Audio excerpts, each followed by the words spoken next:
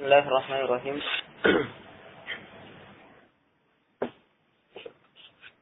Alhamdulillah. Wa bihi nasta'inu ala umuri dunya waddin. Ashhadu an la ilaha illallahul malikul haqqul mubin. Wa ashhadu anna Muhammadan 'abduhu wa rasuluhu al-mab'uts rahmatan lil alamin. Amma ba'd. فقال الإمام النووي رحمه الله تعالى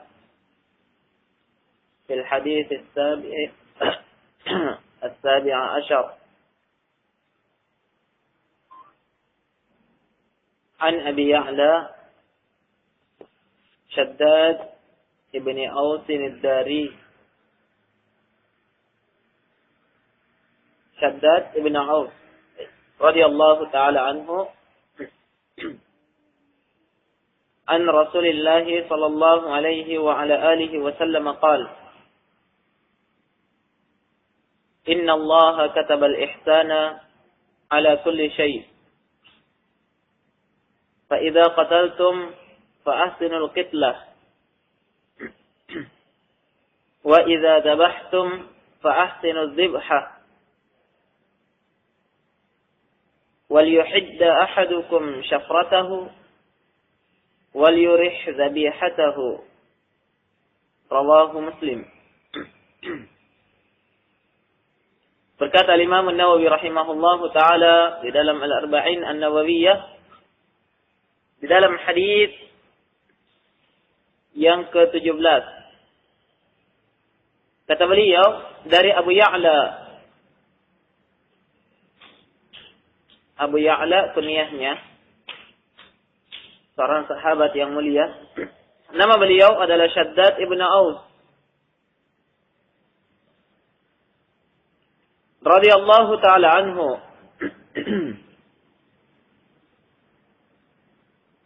Dari Rasulullah sallallahu alaihi wa ala alihi wasallam beliau bersabda, "Inna Allah kataba al-ihsana ala kulli syai." Sesungguhnya Allah telah menetapkan al-ihsan pada seluruh perkara. Fa idza qataltum fa ahsinul qitlah. Apabila kalian itu membunuh, maka perbaikilah cara membunuhnya. Wa idza dzabhtum fa ahsinudz dzibhah. Apabila kalian menyembelih, maka perbaikilah cara menyembelihnya. Wal yuhidda ahadakum syafratahu. وَلْيُحِدَّ أَحَدُكُمْ شَفْرَتَهُ وَلْيُرِحْ ذَبِيحَتَهُ. Hendaklah salah seorang di antara kalian itu menajamkan pisaunya ketika ingin menyembelih, dan hendaklah dia menyenangkan sembelihannya. Hadis ini diriwayatkan oleh Al-Imam Muslim dalam sahihnya. Di dalam hadis ini jemaah sekalian,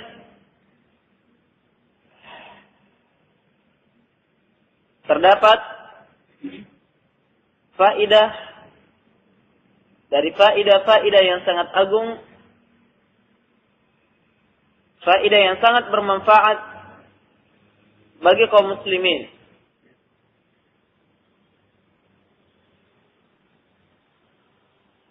Nabi sallallahu alaihi wasallam menyebutkan atau menerangkan di dalam hadis ini, "Inna Allah kataba al-ihsan ala kulli syai." Sesungguhnya Allah telah menetapkan al-ihsan terhadap segala perkara. Ini adalah ketetapan Allah. Dan kataba di sini, ketetapan yang dimaksud di sini adalah Aujaba, mewajibkan.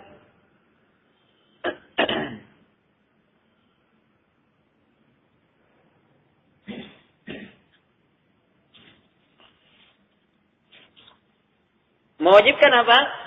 Al-ihsan. Perbuatan baik.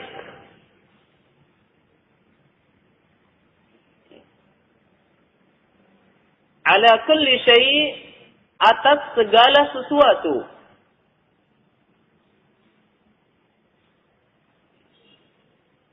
Jadi berlaku ihsan yang telah diwajibkan oleh Allah terhadap setiap hamba, bukan terfokus pada satu perkara saja kita berbuat ihsan, tapi ala kulli syai', atas segala sesuatu. Maka tercakup di dalamnya ihsan di dalam agama, tercakup di dalamnya ihsan dalam perkara dunia, ihsan kepada manusia, ihsan kepada binatang, ihsan kepada tumbuh-tumbuhan, ihsan kepada laki-laki, ihsan kepada para wanita, ihsan kepada manusia, ihsan kepada jin. Tercakup di dalamnya seluruh perkara. Kita diperintahkan untuk berbuat ihsan.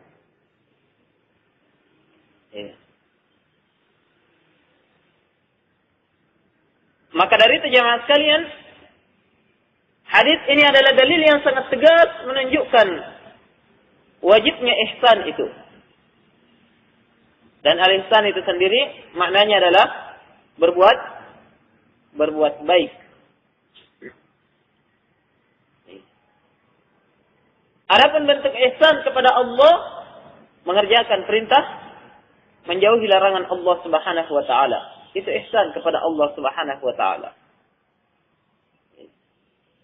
Di antara ihsan kepada Allah Subhanahu wa taala, an ta'budallah ka'annaka tarah. Engkau melihat, engkau beribadah kepada Allah seakan-akan engkau melihat Allah. Fa in lam takun tara. Kalaupun engkau tidak mampu melihat Allah, fa innallaha yarak. Maka yakin Allah melihat engkau. Beribadah dengan keyakinan bahwasanya Allah melihat engkau, itulah al-ihsan. Dan itulah puncak tingkatan yang paling tinggi yang diraih oleh setiap hamba yang telah berada di dalam tingkatan ihsan itu. Lebih tinggi daripada Islam, lebih tinggi dari keimanan, dia adalah al-ihsan. Iya. Maka hadis ini adalah dalil yang dengan tegas menjelaskan wajibnya. Disebutkan di sini kataba, menetapkan, mewajibkan.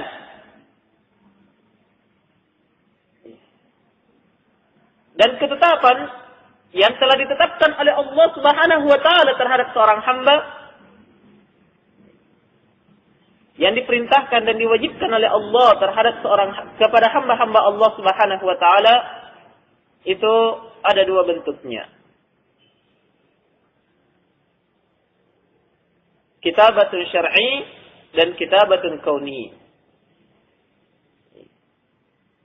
Secara kauni, Allah Subhanahu wa taala menetapkan sesuatu kepada hamba, yang mana kapan ketetapan itu telah diwajibkan oleh Allah terhadap seorang hamba, maka tidak ada yang bisa berlepas daripadanya. Sebagaimana dalam firman Allah dalam surah Al-Anbiya, وَلَقَدْ كَتَبْنَا فِي الزَّبُورِ مِنْ بَعْدِ الذِّكْرِ أَنَّ الْأَرْضَ يَرِثُهَا عِبَادِيَ الصَّالِحُونَ. Dan sungguh kami telah katabna, telah menetapkan, telah mewajibkan, telah menetapkan di dalam kitab Zabur. Apa ketetapan Allah di dalamnya? Annal arda, bahwasanya bumi ini yarithuha, akan diwarisi. Iya. Akan diwarisi oleh siapa? Ibadiyas salihun, hamba-hamba saya, hamba-hamba Allah yang salih. Ini ketetapan kauni, yang tidak ada seorang pun yang bisa berlepas daripadanya. Bahwasanya bumi ini pasti diwarisi oleh orang-orang yang saleh. Dan ada ketetapan syar'i. sesuatu yang ditetapkan dan diwajibkan oleh Allah kepada seorang hamba secara syar'i. Ini terkadang terjadi dan terkadang tidak terjadi. Terkadang dilaksanakan, terkadang tidak dilaksanakan. Siapa yang melaksanakannya, maka dialah orang-orang yang saleh. Dan siapa yang tidak melaksanakannya, maka sungguh dia adalah orang-orang yang ingkar.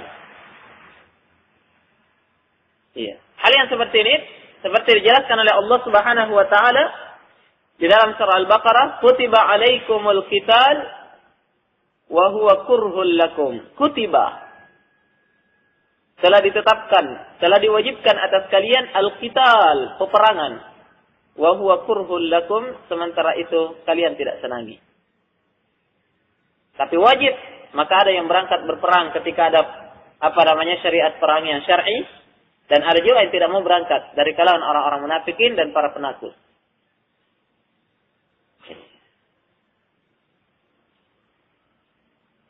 Ini Allah tetapkan, tapi terkadang tidak dilaksanakan oleh hamba-hamba itu. Seperti juga dalam firman Allah Subhanahu wa taala, "Ya ayyuhalladzina amanu kutiba 'alaikum as-shiyam." Kutiba 'alaikum as-shiyam kama kutiba 'alal ladzina min qablikum. Wahai orang-orang yang beriman, telah ditetapkan atas kalian, diwajibkan atas kalian puasa. Sebagaimana diwajibkan atas umat-umat sebelum kalian. Ini penggunaan kutiba atau kataba. Ditetapkan, telah ditetapkan, telah diwajibkan.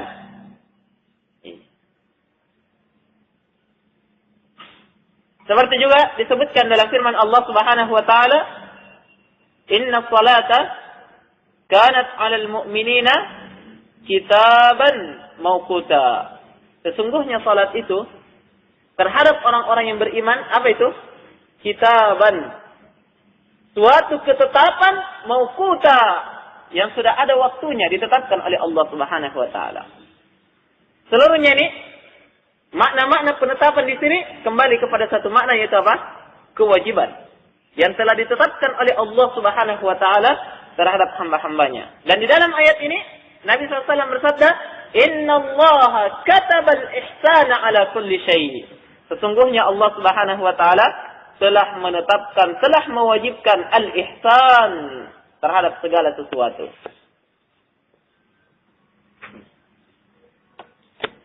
Dan di sinilah jemaah sekalian dapat kita lihat betapa pemurahnya dan betapa sayangnya Allah Subhanahu wa taala terhadap hamba-hamba ini. Allah menetapkan al-ihsan. Allah menetapkan ihsan kepada hamba-hamba.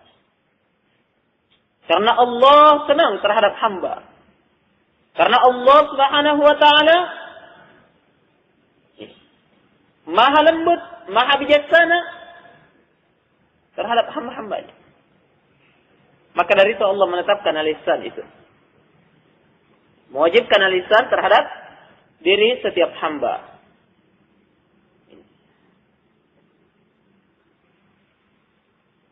Setelah kita sebutkan tadi bentuk-bentuk ihsan, di antaranya adalah apa? Di antaranya adalah bentuk ihsan kepada Allah Subhanahu wa taala, menjalankan perintah, menjauhi larangan, demikian pula menyembah kepada Allah seolah-olah dia melihat Allah. Kalaupun dia tidak melihat Allah, dia yakin Allah Subhanahu wa taala melihatnya. Maka dengan itu dia tingkatkan ibadahnya. Maka dengan itu dia tinggalkan maksiat kepada Allah. Inilah ihsan. Dan tercakup dalamnya ihsan kepada makhluk. Kepada manusia. Kepada manusia ini sangat banyak. Berbuat ihsan kepada keluarga. Berbuat ihsan kepada orang tua. Berbuat ihsan kepada tetangga. Berbuat ihsan kepada tamu. Berbuat ihsan kepada suami, kepada istri, kepada anak-anak, dan seterusnya. Kepada kaum muslimin.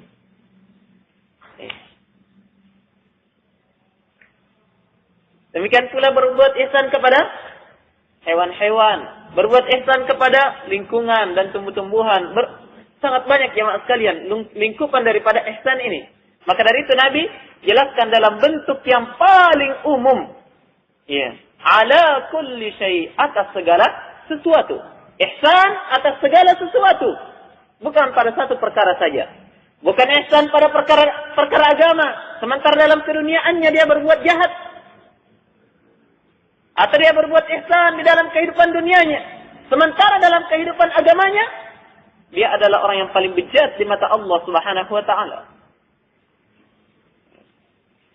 Tapi seorang muslim, seorang mukmin yang benar, dia ihsan ala kulli syai, terhadap segala sesuatu. Maka dari itu Allah Subhanahu wa ta'ala perintahkan dalam Al-Quran, Inna Allah ya'muru bil adli wal ihsan. Sesungguhnya Allah Subhanahu wa ta'ala memerintahkan kepada keadilan dan al-ihsan.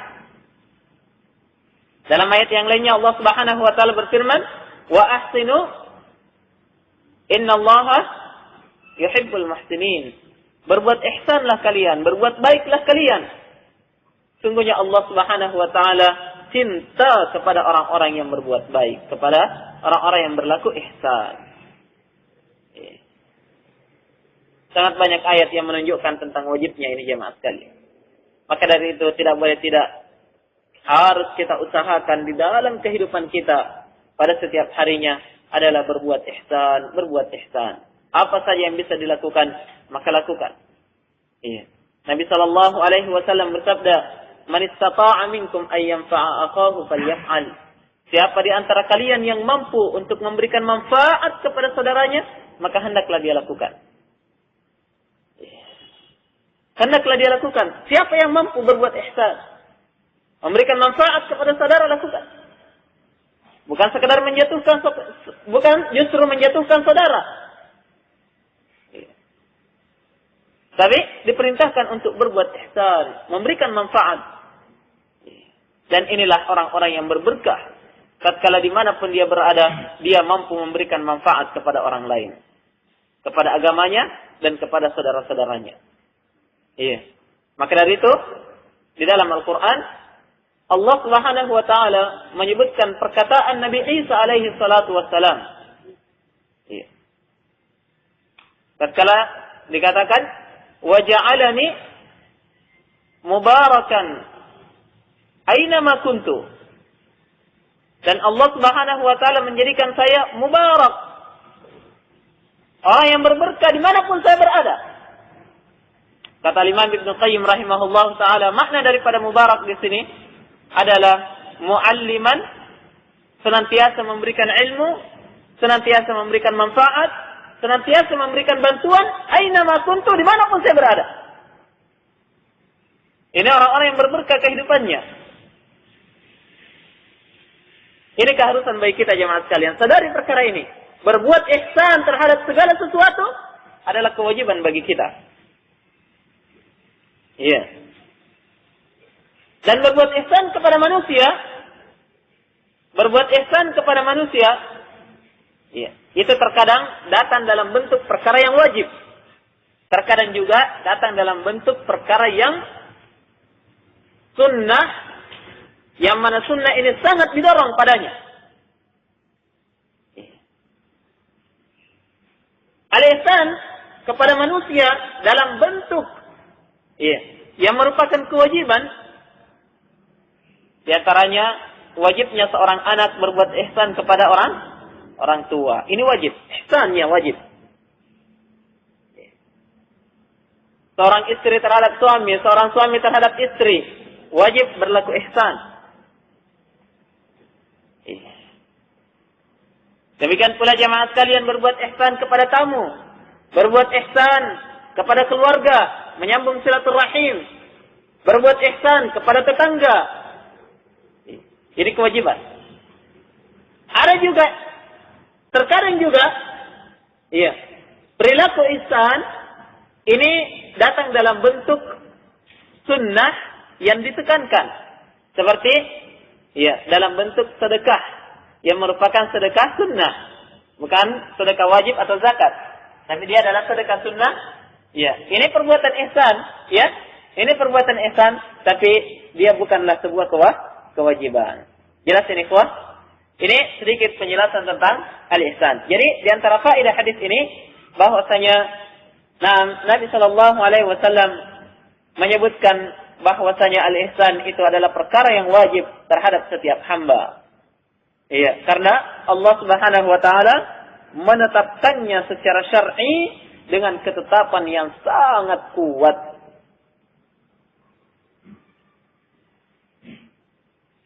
Inna Allah katabal ihsana ala kulli syai. Sesungguhnya Allah menetapkan, mewajibkan al-ihsan pada segala sesuatu.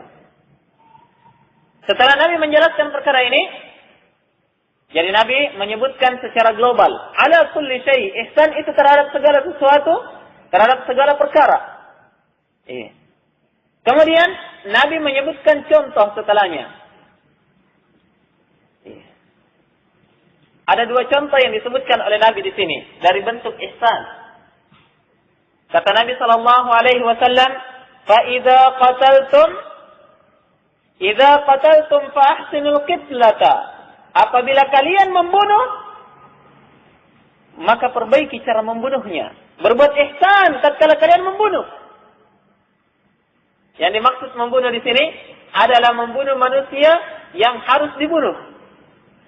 Atau membunuh binatang yang memang haknya untuk dibunuh. Bukan berarti kita diperintahkan untuk saling membunuh. Tetapi ada manusia-manusia yang memang diperintahkan untuk dibunuh. Yaitu orang-orang kufar yang ada di medan perang. Jelas. Bukan sembarang orang kafir dibom. Harus dibunuh, tidak. Tapi tatkala di medan perang, namanya kafir harbi, kafir yang kita berperang di dalamnya. Bersama dengan mereka, ini adalah orang-orang yang harus dibunuh. Diwajibkan oleh Allah, tapi lihat bagaimana Islam itu mengatur al-ihsan. Tatkala kita harus membunuh dengan cara yang terbaik. Membunuh pun kita diperintahkan, diwajibkan untuk berbuat ihsan. Demikian pula binatang jemaah sekalian, ketika kita ingin membunuh binatang yang memang harus dibunuh, ya, seperti ular, kalajengking, sebagaimana disebutkan oleh Nabi, uqtulul aswadan, bunuhlah dua yang hitam, al-hayyatu wal aqrab, ular dan kalajengking. Ya, demikian pula binatang-binatang yang mengganggu atau binatang-binatang yang membahayakan. Ini harus dibunuh. Kalaupun harus membunuh, harus berbuat ihsan di dalamnya. Fa idza qataltum fa ahsinul qitlah. Kalau kalian membunuh, perbaiki cara membunuhnya. Berlaku ihsan di dalam membunuh. Lihat agama Islam jamaah sekalian. Agama yang sempurna, agama yang dibangun di atas al-ihsan.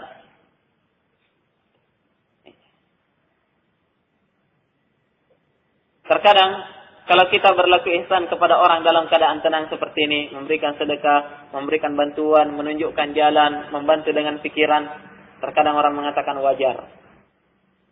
Tapi ingat, tatkala dalam keadaan membunuh, kita mampu berbuat ihsan. Dalam membunuh, kita mampu berbuat ihsan, maka di sinilah dilihat, kalau membunuh saja dia mampu berbuat ihsan, bagaimana lagi pada perkara-perkara yang lain selain daripada pembunuhan. Maka di sini contoh yang diberikan Nabi SAW adalah contoh yang sangat hebat, yang sangat akurat.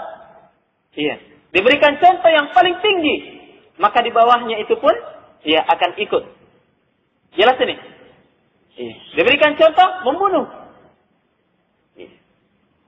Nabi tidak berikan contoh kalau kalian bertetangga berbuat ihsan kepada tetangga. Ini juga wajib, tapi apa?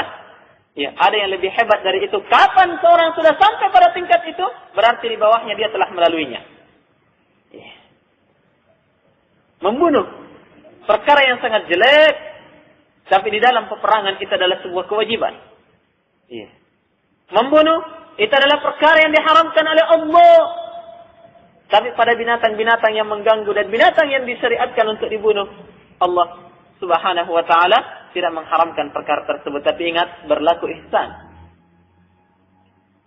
Berlaku ihsan. Baik. Itulah tadi beberapa contoh. Ya, dan di antara contoh seperti misalnya ada seorang yang diganggu oleh anjing, digigit misalnya, atau dikejar oleh anjing. Kalau harus dia membunuh, ada anjing gila misalnya, harus dibunuh, maka harus dipilih cara pembunuhan yang paling baik. Jelas? Iya. Kalau misalnya dilempar dengan batu, dia akan menderita, maka dicari cara yang lebih tepat untuk membunuhnya dengan cara yang paling baik. Iya. Karena berbuat ihsan di dalam pembunuhan maknanya adalah izhaqu nafsin ala asra'i al-wujuh wa ashaliha. Menghilangkan jiwa, menghilangkan jiwa, melenyapkan jiwa dengan cara apa? Dengan cara yang paling cepat dan dengan cara yang paling mudah. Ini berbuat ihsan dalam pembunuhan. Jadi dalam peperangan, cari cara membunuh yang paling cepat dia meninggal. Walaupun tadi kita lihat dia telah membunuh saudara-saudara kita, dalam hati sangat sakit. Tapi giliran kita harus membunuhnya, membunuh dengan cara yang terbaik. Bagaimana cara yang terbaik dalam membunuh? Menghilangkan jiwanya dengan apa? Dengan cara yang paling cepat dan dengan cara yang paling mudah. Sehingga dia tidak tersiksa di dalam terbunuhnya. Jelas ini? Seperti tadi misalnya anjing, ada anjing gila yang harus dibunuh. Bagaimana cara membunuhnya? Mungkin saja ditembak kepalanya. Panggil Pak Polisi, tembak dulu kepalanya itu. Kalau tidak punya tembak ya. Kalaupun harus menangkapnya, maka mungkin digorok. Ini lebih cepat. Kalau Syekh Ibnu Utsaimin memberikan contoh antara ditembak dengan digorok, digorok dengan apa? Dipukul batu kepalanya atau dengan apa? Dengan di-strum. Kata beliau dari keempat cara membunuh ini, pilih yang paling mudah di dalam membunuhnya. Beliau di sini memilih di-strum saja, lebih cepat dan lebih mudah, tidak terlalu menderita. Walaupun di sini harus dipahami, Syekh Ibnu Utsaimin menganggap bahwasanya membunuh dengan listrik itu tidak dianggap membunuh dengan api. Karena sudah berlalu pembahasan kita larangan Nabi membunuh dengan api. Walaupun sebagian ulama juga berpendapat membunuh dengan listrik itu membunuh dengan api. Maka dari itu pakai raket listrik, banyak yang mengharamkan. Dalam membunuh apa? Nyamuk. Tapi Syekh Ibnu Utsaimin mengatakan tidak, boleh dipakai. Karena itu bukan membunuh dengan api, dengan strum. Contoh lain misalnya, ikhwan. Di dalam membunuh manusia, di dalam peperangan misalnya, ada tawanan dari orang-orang kafir yang tertangkap, diajak masuk ke dalam Islam tidak mau. Tidak ada juga jalan untuk menjadikan mereka sebagai budak. Kalau begitu apa? Harus dibunuh. Maka dipilih cara yang paling tepat, paling mudah, tidak tersiksa dia tatkala terbunuh. Bagaimana caranya? Harus dipenggal lehernya dengan pedang. Ini yang paling mudah. Bukan ditikam perutnya, atau dipotong kakinya, kemudian tangannya, setelah itu lidahnya, baru lehernya. Ini tidak boleh ya. Tapi langsung dipotong lehernya, selesai. Dan ini yang diperintahkan oleh Allah dalam Al-Quran. Beberapa ayat Allah menyebutkan dengan cara seperti ini. Di antaranya Allah Subhanahu wa taala berfirman, "Sa'ulqi fi qulubil ladzina kafaru ar-ra'ba fadribu fawqal a'naqi." Kata Allah, saya akan memasukkan rasa takut ke dalam hati-hati orang-orang kafir, musuh-musuh kalian wahai Muhammad. Kemudian kata Allah, "Fadribu fawqal a'naq." Maka penggallah di atas leher-leher mereka. Di atasnya leher apa itu? Ini kan leher ya. Di atasnya leher. Ini paling cepat mati nih. Kalau antum menyembelih hewan, disembelih di bawah sini, yakin lambat matinya. Tapi kalau disembelih yang paling di atas sini, itu cepat mati insyaallah taala. Iya. Jelas ya? Iya. Ini Allah perintahkan, fadribu fawqal a'naq. Iya, penggallah di atas leher-leher mereka. Ini kenapa Allah perintahkan di leher? Kenapa Allah tidak mengatakan tikam dari belakang? Karena ini adalah cara yang paling ihsan di dalam membunuh. Maka dari itu dalam sebuah hadis yang sahih yang diriwayatkan oleh Imam Abu Dawud, Nabi Shallallahu Alaihi Wasallam bersabda, tidak ada yang paling baik cara membunuhnya illa ahlul iman, kecuali orang-orang yang beriman. Membunuh musuh juga tetap dengan cara yang terbaik. Berbeda dengan orang-orang kufar. Berbeda dengan orang-orang kufar dan orang-orang Islam yang menyerupai orang kufar itu. Di dalam membunuh, dia menyiksa sebelum dibunuh, disiksa dan disiksa. Walaupun akhirnya nanti akan dibunuh. Ini adalah perkara yang diharamkan di dalam agama Allah Subhanahu wa taala. Maka dari itu Nabi sallallahu alaihi wasallam bersabda dalam hadis riwayat Muslim, kata beliau, tatkala beliau setiap kali Nabi sallallahu alaihi wasallam ingin mengutus pasukan memerangi satu kaum, Nabi berpesan. Di antara pesan Nabi sallallahu alaihi wasallam, la tumassilu wa la taqtulu walida. Jangan kalian melakukan tamsil. Tamsil dalam membunuh itu, ya, apa namanya? Mencincang. Ya. Dipotong-potong, dirusak, dikeluarkan hatinya dan lain sebagainya. Ya. Membunuh dengan cara yang baik. La tumassilu. Jangan mencincang. Wala taqtulu walida. Dan jangan membunuh anak-anak kecil. Walaupun dia anak orang kafir. Islam mengatur seluruhnya jamaah sekalian. Fa'idha qataltum fa'ahsinul qitlah. Kalau kalian harus membunuh, maka bunuhlah dengan cara ihsan. Jamaah yang dimuliakan oleh Allah Subhanahu wa taala. Ini pembunuhan terhadap manusia yang memang disyariatkan untuk dibunuh. Baik. Namun jamaah sekalian, keluar daripada hukum keharusan berbuat ihsan di dalam membunuh tatkala terjadi qisas. Iya. Tatkala terjadi qisas.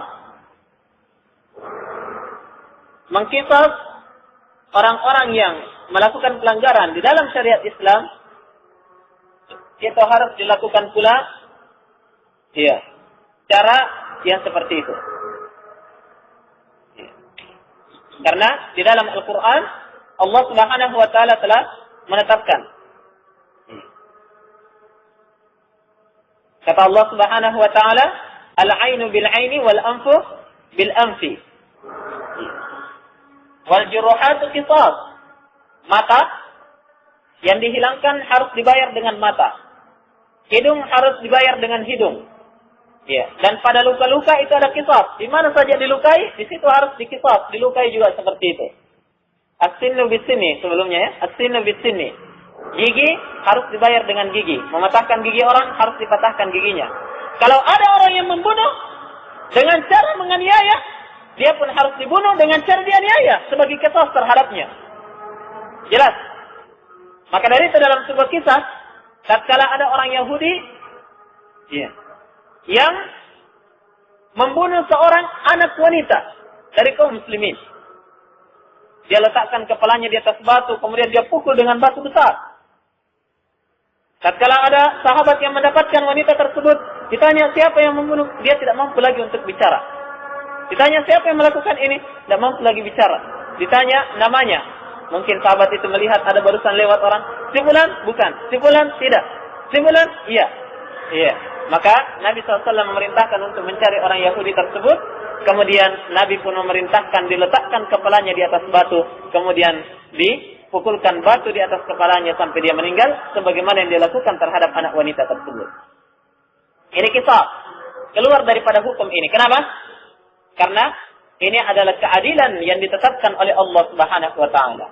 Keluar pula daripada hukum ini adalah hukum rajam terhadap orang-orang yang telah menikah kemudian melakukan perzinahan. Iya, dilempari sampai dia meninggal. Iya, tidak lagi. Kenapa tidak dibunuh dengan cara yang seperti itu? Iya, dengan cara ihsan, dengan cara dipenggal lehernya? Tidak. Karena apa? Naam.